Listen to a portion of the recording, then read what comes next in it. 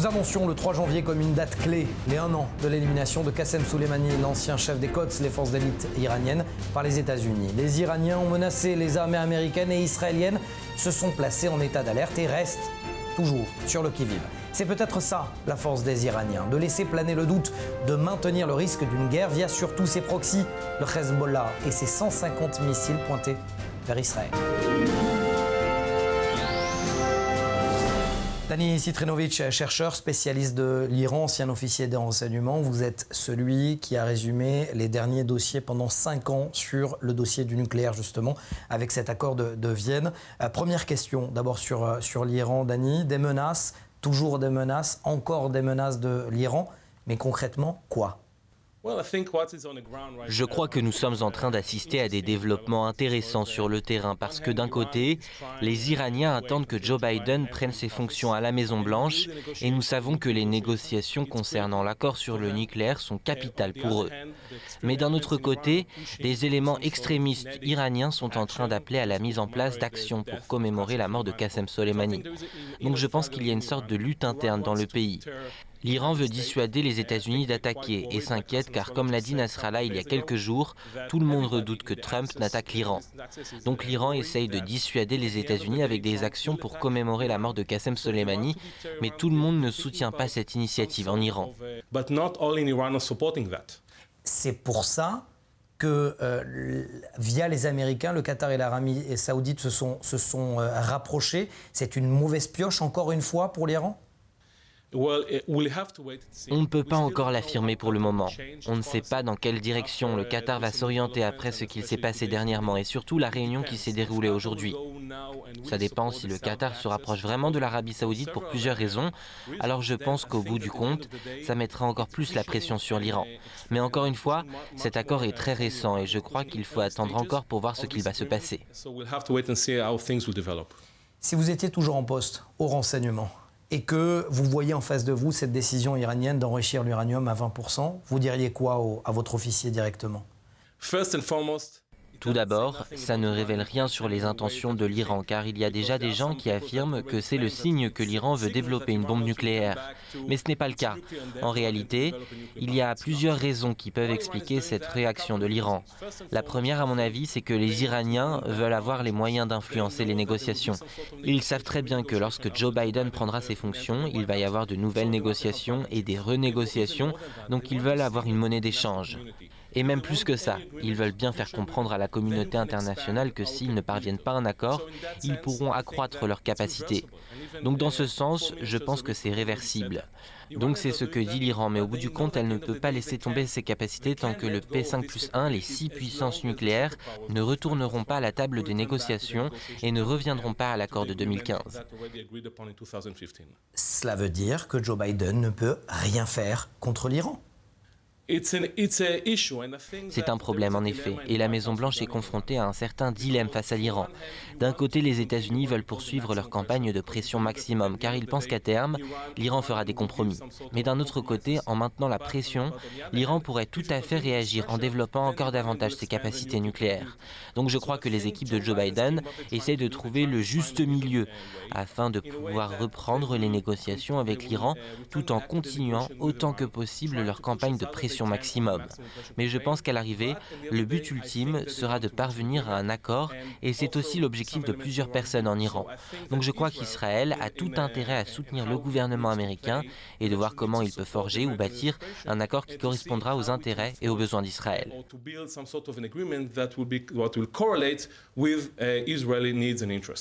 Donc vous êtes en train de dire plutôt que de s'opposer, aller et finalement contraindre l'administration américaine de négocier un bon accord plutôt qu'un mauvais accord. J'aimerais m'arrêter un instant, Dani Citrinowicz, sur la phrase de Nasrallah. Hassan Nasrallah, il y a 1 an, disait qu'il avait des missiles capables de frapper n'importe quel point dans le territoire. Cette année, il dit qu'il a doublé son arsenal. Quand est-ce qu'il va attaquer ? La question que nous devons nous poser quand le Hezbollah menace d'attaquer, c'est pour quelle raison il a augmenté son arsenal. Ce que le Hezbollah essaye vraiment de faire, et donc ce que l'Iran qui sert le Hezbollah essaye de faire, c'est de dissuader Israël d'attaquer le Liban et l'Iran. Pour eux, c'est une autre pièce du puzzle, et c'est pour ça que je pense qu'ils vont continuer à développer ces capacités, ainsi que d'autres, pour continuer à essayer de dissuader Israël d'attaquer le Liban. Mais s'il y a une chose que nous devons nous demander, c'est pourquoi et comment imposer ou réimposer un équilibre des forces, principalement dans ces périodes d'entre-guerres. Donc je crois que le fait qu'il possède cette capacité, en partant du principe qu'il a raison et qu'il dit la vérité, c'est le signe que nous avons atteint un plafond de verre dans cette période actuelle. Et le fait que nous attaquions uniquement la Syrie et pas le Liban nous empêche de le priver de sa capacité balistique. J'aimerais vous poser une dernière question, Dani Cetrinowicz. On sait que les renseignements, c'est un monde d'hommes, et pourtant c'est une femme que vous connaissez parfaitement bien, l'officière R, qui va prendre en charge le dossier sur l'Iran. On la voit derrière vous. Ça va être costaud quand même de gérer ce dossier pour elle. Oui, je connais personnellement l'officière R. Pour moi, c'est un excellent élément et elle a déjà occupé des rôles de premier plan. Elle va être le pivot de cette campagne et connaissant ses aptitudes, je suis sûr qu'elle va réussir à aider les renseignements israéliens et les forces de Tsahal afin que tout soit prêt au cas où l'Iran déciderait d'agir. Dani Cetrinowicz, spécialiste chercheur sur l'Iran et ancien officier des renseignements, merci beaucoup. Merci beaucoup. 30 ans passés derrière les barreaux, 5 ans en résidence surveillée. Jonathan Pollard est donc arrivé en Israël la semaine dernière. Piqûre de rappel de ce que l'ancien espion a déclaré à son atterrissage. Et on en parle juste après avec notre invité, je précise, exceptionnel. Nous sommes en extase d'être ici après 35 ans et nous remercions tous ceux qui ont cru en nous et le Premier ministre également. Personne ne peut être plus fier de ce pays que nous. Ce pays est extraordinaire. Un futur formidable l'attend. Ce pays est le futur du peuple juif et nous n'allons nulle part ailleurs. Merci. James Olson, ancien directeur du contre-espionnage à la CIA, vous avez officié pendant plus de 30 ans dans les services secrets américains et vous signez un livre, How to Catch a Spy, c'est-à-dire comment arrêter un espion, en référence notamment à l'affaire Pollard. Et vous attaquez frontalement votre ancien employeur en disant que les États-Unis, James Olson, ont perdu la guerre du contre-espionnage. Nous sommes effectivement en train de perdre cette guerre du contre-espionnage parce que nous subissons les agressions de la part de nombreux services de renseignement étrangers, notamment les renseignements chinois, mais aussi russes, iraniens, cubains et encore beaucoup d'autres. Ils sont en train de submerger nos défenses de renseignement. Nous n'avons jamais rien vécu de tel auparavant. C'est une nouvelle dimension totalement inédite qui va bien au-delà de tout ce que nous avons vécu par le passé. Et c'est pour ça que nous devons travailler beaucoup plus efficacement. Si j'ai écrit ce livre, c'est pour tirer la sonnette d'alarme. J'espère qu'il permettra aux lecteurs d'ouvrir les yeux sur la situation actuelle et j'espère aussi qu'il nous permettra de mettre en place un plan d'action plus solide pour développer nos capacités en matière de contre-terrorisme parce que nous sommes arrivés à un point où nous ne sommes plus capables de protéger nos secrets, notre peuple, notre technologie et nos bases de données. Il y a plusieurs directions à étudier. Mais ça passe donc aussi, pour vous, par l'affaire Pollard ? Vous savez, ça arrive tout le temps, mais le dossier Jonathan Pollard a soulevé la question de l'espionnage d'un pays par un pays allié. Et c'est un phénomène que nous connaissons très bien. Ce n'est pas notre préoccupation principale, mais c'est quelque chose qui existe. Mais ce que font les Chinois, les Russes, les Cubains et les autres, c'est vraiment un autre niveau. Et bien sûr, ça représente une menace beaucoup plus grave pour notre sécurité nationale, parce que ce sont des pays ennemis. Mais est-ce que ça peut expliquer pourquoi Jonathan Pollard, selon vous, est resté sous les barreaux pendant plus de 30 ans et que votre agence est formellement, vous-même d'ailleurs, vous vous êtes opposé à sa libération ? Non, je ne crois pas qu'il y ait d'explication valable. Jonathan Pollard est le seul citoyen américain à avoir écopé d'une condamnation à perpétuité pour avoir espionné un pays allié et surtout un allié très proche des États-Unis au profit d'Israël. J'ai fait la comparaison avec d'autres affaires d'espionnage dans les mêmes circonstances et dans ce cas-là, la peine d'emprisonnement était de 2 à 4 ans et la peine la plus longue qui ait été prononcée était d'une durée de 14 ans. Alors pourquoi Jonathan Pollard a-t-il été condamné à perpétuité ? Je crois que ça nous montre qu'il se passait autre chose.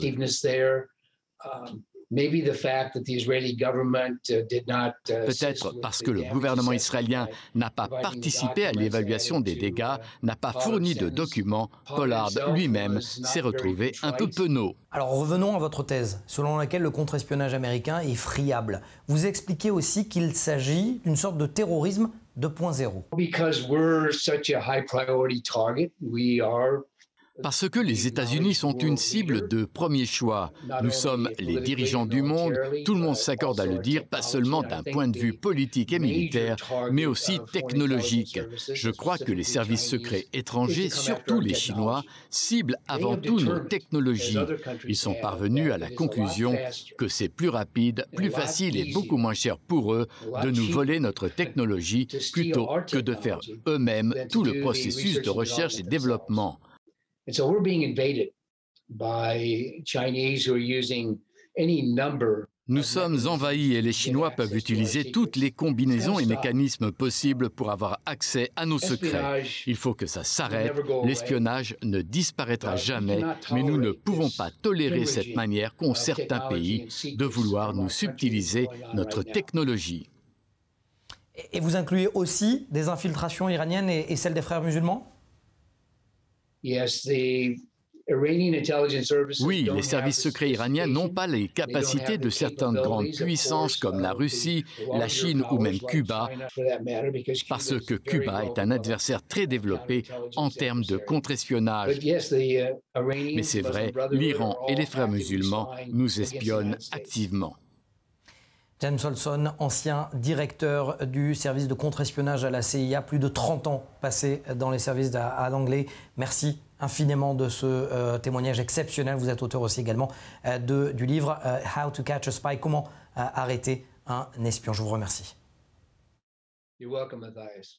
On s'arrête un instant sur ces manifestations contre la mort d'un jeune mineur au cours d'une course-poursuite de la police israélienne en Judée-Samarie, la Cisjordanie. 1000 manifestants étaient présents, 20 ont été arrêtés, 8 policiers ont été blessés par des jets de pierre. On regarde ce sujet d'Olivier Abécassis, on en parle juste après avec un ancien officier du Shabak. Jets de pierre, bus attaqués, voitures vandalisées, panneaux de signalisation déracinés. Une nouvelle soirée sous haute tension ce samedi soir, près des bureaux du département des enquêtes de la police de Jérusalem. Des échauffourées ont eu lieu entre les forces de l'ordre et les manifestants. 1 millier de personnes venues exprimer leur colère à la suite de la mort d'Ahouvia Sandak en Cisjordanie. Le 21 décembre dernier, Ahouvia Sandak, un jeune homme de 16 ans, a été tué lorsque sa voiture s'est renversée alors qu'elle était poursuivie par la police. Les 4 personnes qui se trouvaient dans la voiture de l'adolescent pourraient être inculpées pour avoir jeté des pierres sur des voitures palestiniennes. L'un d'eux risque d'être inculpé pour homicide involontaire pour ne pas avoir révélé aux policiers qu'Ahouvia Sandak était sous la voiture. Yaron Karni, ancien commandant d'une unité de terrain du Shabak des renseignements intérieurs israéliens et aujourd'hui PDG de YK Intelligence. Merci d'être avec nous. Votre première télévision, donc je vous remercie infiniment d'avoir accepté i24 News pour vous exprimer. Si je vous ai fait venir aujourd'hui, c'est pour parler avant tout de gènes de collines et des tensions sur le terrain, mais avant tout parce que actualité oblige, il y a eu cette opération du Shabak qui a permis l'arrestation du meurtrier d'Esther Orgen, ce qui veut dire que le Shabak est sur tous les fronts en parallèle. Oui, tout à fait. Le Shabak fait face depuis la création du pays à toutes les menaces. Nous avons l'habitude de dire dans les services que les terroristes sont nos ennemis, alors que le département juif agit contre nos adversaires. Et pour répondre à votre question, il y a eu cette opération réussie cette semaine contre l'abominable tueur d'Esther Orgen en Samarie. Un travail exceptionnel de nos agents et des unités d'action du Shabak, sans oublier les soldats, et les unités antiterroristes de la police israélienne, le Yamam. Il faut en effet saluer cette opération réussie. Revenons donc sur ce décès d'un jeune, Ahuvia Sandak. Il avait 16 ans, il était dans une voiture, course-poursuite avec une force de police et sa voiture connaît des tonneaux et ensuite il décède de ses blessures. Les jeunes des collines disent que c'est la police qui l'a tué, mais force est de constater que le terrain est en train de brûler selon des experts sécuritaires. Est-ce que c'est votre avis aussi sur la question? Vous avez également été responsable à l'intérieur du Shabak de ce qu'on appelle le département juif, c'est-à-dire le terrorisme juif aussi. Je voudrais d'abord préciser que je ne suis pas au courant de l'enquête et que je suis, comme vous le faites, ce qui se dit dans la presse. Ce que je comprends, c'est une opération de police dont les hommes avaient été alertés après des jets de pierre. On connaît la suite, un tragique décès de ce mineur, mais au-delà de cela, les forces de sécurité opèrent contre les jeunes des collines face à des personnes qui peuvent potentiellement mettre en danger la sécurité de la région, leur propre sécurité et celle des Palestiniens. Je n'ai pas encore assez de recul par rapport à cet incident en particulier, mais le risque dans ce genre de cas peut avoir plusieurs formes. Des attaques contre des personnes, contre une personnalité politique comme le Premier ministre, contre l'esplanade des mosquées sur le mont du Temple. Voilà la tâche qui incombe au département juif au sein du Shabak, face à ces jeunes des collines.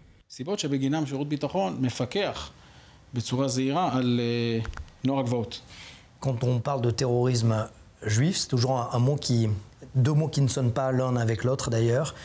Quelle est leur capacité de nuisance de ces jeunes des collines? C'est une excellente question. Il y a malheureusement, et je le répète, malheureusement, des terroristes juifs. Il y a des personnes qui ont été inculpées, accusées, arrêtées, interrogées d'actes terroristes. Ce sont des terroristes. Il y avait dans les années 80 le réseau clandestin juif qui souhaitait faire exploser l'esplanade des mosquées. Il y a eu le meurtre d'Yitzhak Rabin, que son âme repose en paix. Impossible de ne pas les qualifier de terroristes. Il y a eu de nombreux autres réseaux clandestins. Cela ne se traduit pas toujours par des communiqués dans la presse, mais il y a eu de très nombreux incidents ou des préparations d'attaques déjouées par le Shabak. On préfère ne pas en parler, rester discret. Nous ne sommes pas obligés de tout dire, comme pour d'autres opérations antiterroristes classiques. Mais oui, on parle clairement de terrorisme, avec une capacité de nuisance contre des biens, mais aussi contre des personnes. Et il faut faire face à ces menaces. Ce sont nos adversaires, en effet, et il faut s'en occuper en fonction des outils que nous procure la loi. Mais comment se fait-il qu'après le triple meurtre de Douma, où l'un de ces jeunes des collines a lancé un cocktail Molotov selon la justice israélienne qui a décimé toute une famille palestinienne, ces jeunes-là peuvent autant, aujourd'hui même, faire peur? Waouh, c'est tout un programme que je vais essayer de résumer. Une génération s'en va et une autre s'en vient. Même lorsqu'il y a un succès opérationnel et que le Shabak parvient à empêcher une attaque, c'est d'ailleurs le cas même pour le terrorisme classique, mais je parle ici du terrorisme juif. Nous arrêtons des personnes, certaines d'entre elles vont en prison, paient le prix de leur action, mais une nouvelle génération arrive et puis tout recommence. Pour être tout à fait honnête, il y a plusieurs raisons qui peuvent expliquer cette montée des tensions sur le terrain. Et cela ne vient pas toujours de la partie dont on parle. Il y a des attaques horribles contre des juifs. En réponse, certains jeunes décident de se faire justice eux-mêmes, comme l'organisation Tag Mechir, le prix à payer, et toutes sortes d'incidents qui déclenchent des représailles, qui entraînent elles-mêmes des attaques. Et au final, on ne sait plus trop qui a commencé. Je ne veux pas faire de généralité, bien sûr. Les jeunes peuvent manifester autant qu'ils le souhaitent, comme on le voit dernièrement. Mais mon rôle à moi, c'est surtout d'empêcher des attaques terroristes, comme celle de Douma, comme l'assassinat d'Yitzhak Rabin, des attaques sur le mont du Temple. Ces jeunes-là, ils ont un leader ou ils agissent de manière complètement désordonnée? C'est, à n'en pas douter, la question. Il y a des attaques derrière lesquelles se trouve un leader qui planifie, qui envoie des hommes perpétrer ces actes. Mais il nous faut dire la vérité. Certains de ces jeunes sont paumés. Ils estiment que c'est légitime d'agir de manière spontanée parce que quelqu'un leur a dit de le faire.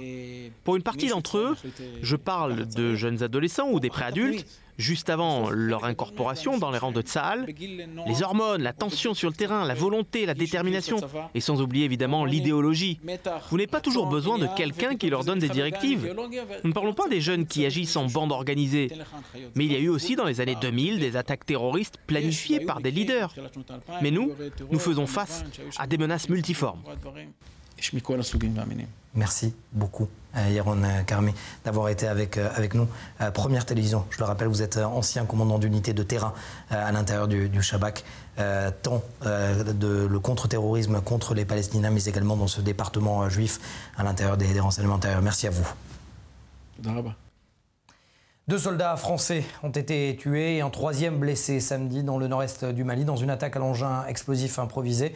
Ils appartenaient tous au régiment des hussards de Haguenau, spécialisé dans l'infiltration et la prise de renseignements. Il s'agit de la première femme militaire tuée au Sahel depuis 2013. Lundi dernier, 3 autres soldats français ont été tués également en opération, toujours au Mali. Colonel Frédéric Barbry, merci beaucoup d'être avec nous, de répondre à nos questions. Vous êtes le porte-parole de l'état-major des armées. Première question, finalement simple. On fait corps dans ce genre de cas? Oui, bien sûr. Toute l'institution militaire fait corps et rend hommage.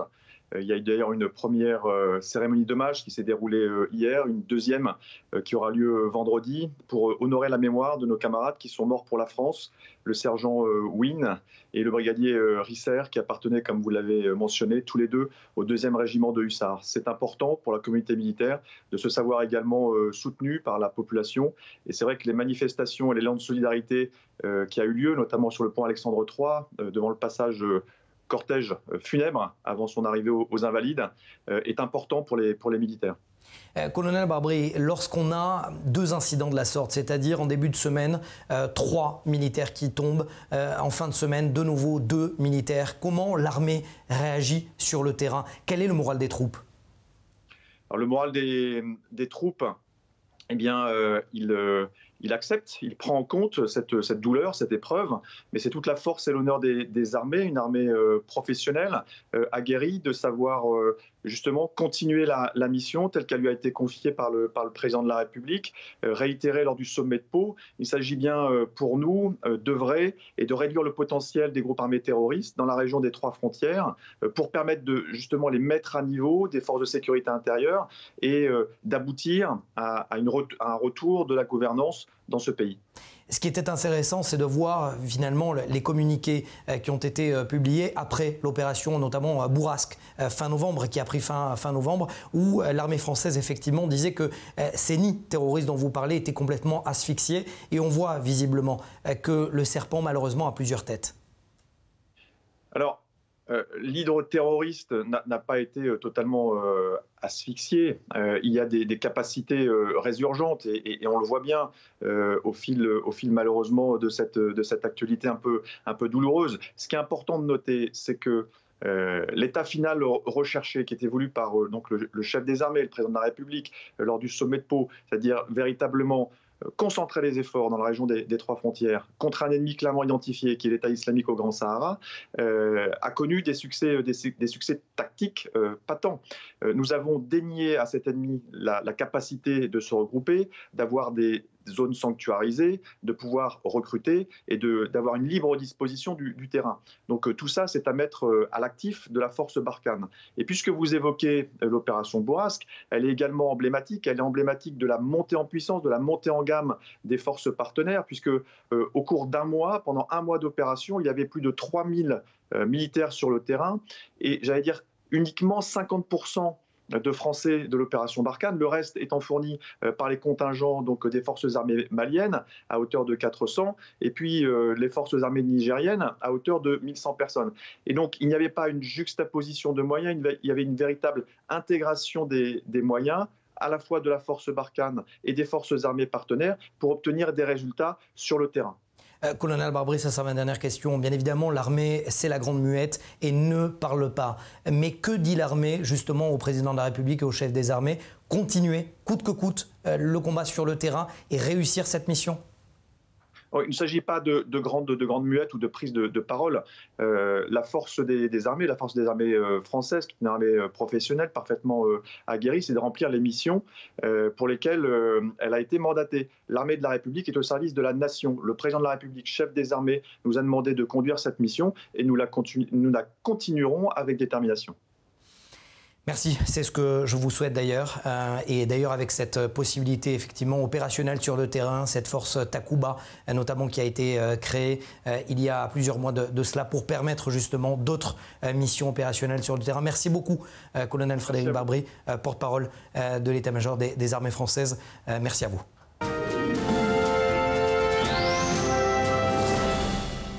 Suite à l'appel d'offres de la Grèce, l'entreprise israélienne de défense Elbit Systems a remporté le plus grand accord de passation de marché public de défense entre les deux pays à ce jour, selon le ministre de la Défense Benny Gantz. Merci Eric Aldezos de nous donner les précisions. Bonjour Mathias, alors c'est un accord de crédit bail entre la Grèce et le gouvernement israélien d'une période de 22 ans, un contrat juteux, le montant 1 milliard et 375 millions d'euros. Le pays du Ouzo et de Arès devra donc débourser la bagatelle de 62,5 millions d'euros par an en moyenne. Alors Mathias, il y avait de nombreuses propositions, dont des moins chères, mais celle d'Elbit Systems était la plus avantageuse du point de vue de son échelonnement. Surtout, les bonnes relations de coopération entre Israël et la Grèce ont pesé dans la balance, bien entendu, d'autant que les deux pays, on le sait, ils partagent la même vision du rôle déstabilisateur que joue la Turquie en Méditerranée orientale. Alors, les relations entre Athènes et Ankara, qui sont à couteau tiré, conduisent en réalité la Grèce à nouer de nouveaux partenariats et multiplier des projets d'achat d'armement. En novembre, par exemple, la Grèce a signé avec les Émirats arabes unis un partenariat stratégique avec une clause d'assistance mutuelle. Mi-décembre, le Parlement grec a autorisé l'acquisition de 18 avions de combat français Rafale et envisage d'ailleurs l'achat de 20 avions furtifs F-35 américains. Et maintenant, cet accord avec Elbit Systems, signé, mais pas encore entériné, précisons-le. Quels sont les détails justement de cet accord ? Alors l'accord comprend en réalité l'acquisition de 10 avions d'entraînement M346 qui sont produits par l'Italie mais équipés par Elbit Systems, la maintenance des avions d'entraînement T6 grecs et la fourniture également de simulateurs de vol. Alors si acheter des avions est une stratégie, encore faut-il former des pilotes. Elbit Systems sera justement chargé de la mise en place d'un centre international d'instruction au vol dans une ville du sud du Péloponnèse, Kalamata. C'est là que seront donc formés les pilotes de l'armée de l'air hellénique, mais aussi en provenance d'autres pays dont certains ne sont pas membres de l'OTAN. Vous l'aurez compris, les Olives de Kalamata devront dorénavant partager leur célébrité avec les pilotes de Kalamata. Merci beaucoup Eric. L'occasion pour moi de souhaiter un bon anniversaire au lieutenant-colonel de réserve Alex Ziloni, l'un des fondateurs de l'armée de l'air israélienne en 1948 et premier commandant de la base aérienne de Tel Nof. Il a célébré son 105e anniversaire cette semaine. Bon anniversaire à lui. Et pour nous, eh bien, de vous souhaiter très bonne semaine sur les antennes d'i24 News, ce numéro de défense terminé. Merci à toutes les équipes d'avoir participé à la production.